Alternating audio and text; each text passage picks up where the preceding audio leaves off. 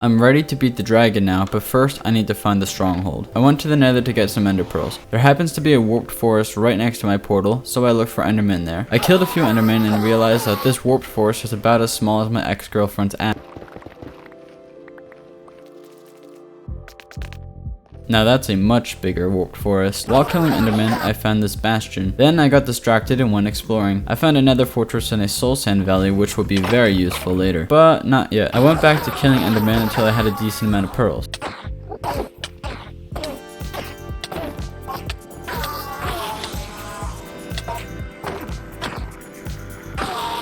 That wasn't a smart idea. I had no idea where I was, but I stumbled upon the exit and left. Back in the overworld, I needed to actually find the stronghold now.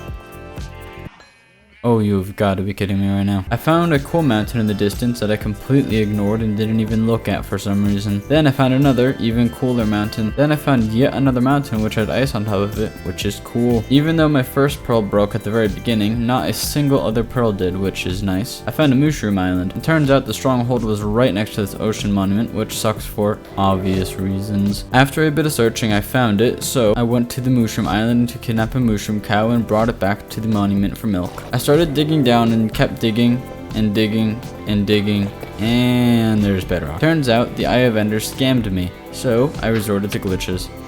That wasn't even close to where the eye led me. I finally got in the stronghold, only to find it was the biggest stronghold in existence. After a solid 15 minutes, I finally found the portal room.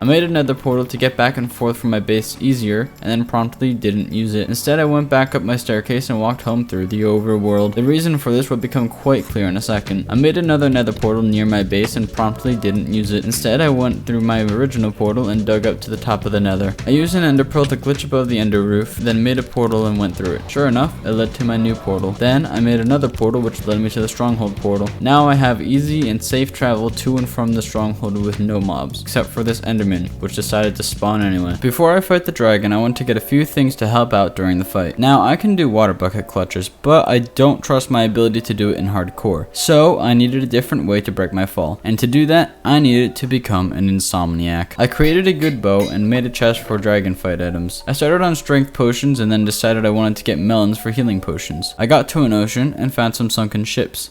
My game completely broke here. Oh, okay then. Oh, I got a buried treasure map though.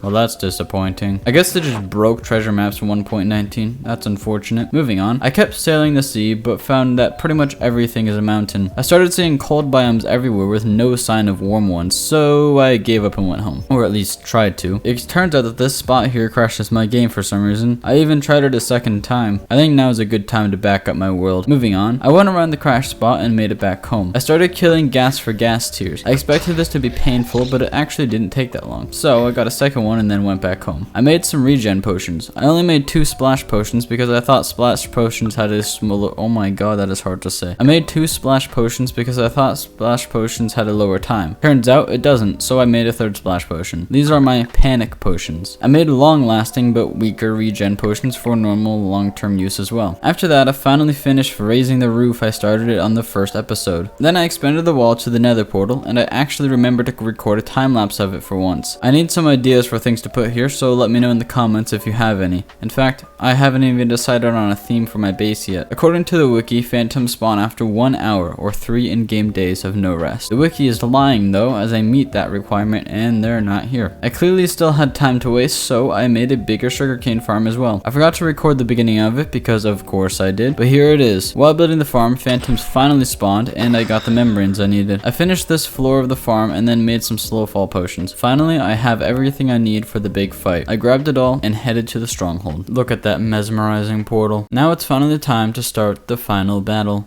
For now. I spawned a little bit away from the island, so I bridged to it. I made an infinite water pool that I never used and drank a slow fall potion. I was going to get another slow fall potion in my hotbar, but remembered there's an advancement for getting dragon's breath, so I kept my empty bottle instead. I shot every pillar I was able to shoot from the ground, then I climbed up a pillar, destroyed that crystal, and then realized that I can use slow fall potions to get to other pillars quicker.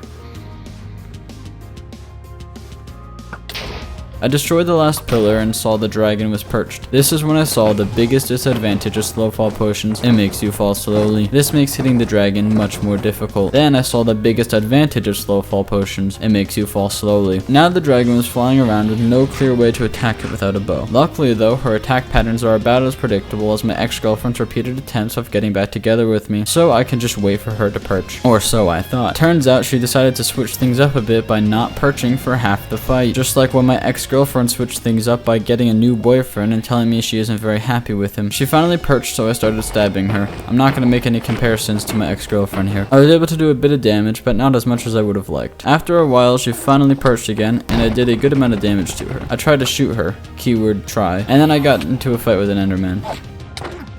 She perched again and almost killed me, so I thought it was a good time to try to get some dragon's breath. Turns out, that's not how you get dragon's breath, so I gave up and started attempting to kill her. Then she launched me like a rocket, so I went to drink a potion. Turns out, instead of slow fall, I have an empty bottle in my hotbar, so I ended up just water bucketing instead. Then I remembered that this stuff is called dragon's breath, so you can probably get dragon's breath from it. Turns out, I was right. Now I can make the most useless type of potion in Minecraft. Moving on. I got so close to beating her up, and I was too impatient to wait for her to perch again, so I just shot her.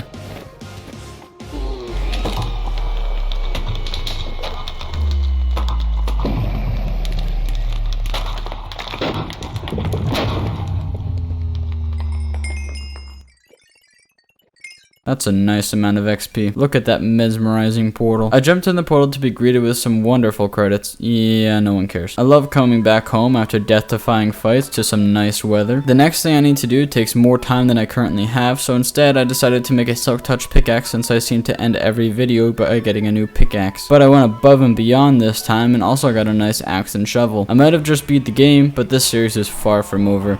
I've got some big projects I want to do, so subscribe to join me and let me know in the comments if you have any ideas. This is just the beginning.